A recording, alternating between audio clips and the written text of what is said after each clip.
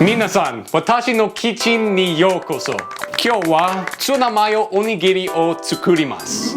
このレシピは4つステップと4つ材料があります。そして4つおにぎりが作ります。簡単で安くて美味しくて週に4回ぐらい作って食べます。材料は日本の米、日本のマヨ、ツナ、海苔です。アメリカの米とマヨは最悪だから使わないでください。とにかく始めよう。ステップ1、米。最初に米を 1.25 カップは買って入れます。水からご飯が3カップぐらいになると思います。でもわかりません。私は1回洗うけど、あなたはもっと洗えます。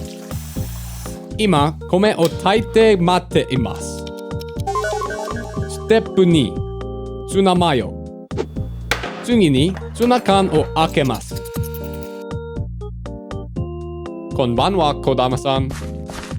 ボウルにツナとマヨを入れて、フォークで混ぜます。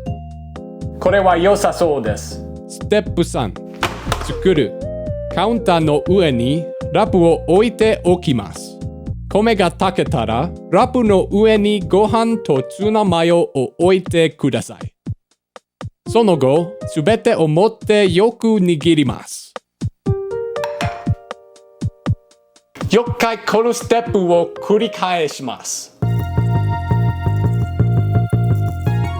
最後に、おにぎりを海苔に包みます。ステップ4、食べる。おめでとう、できました。今、食べよう。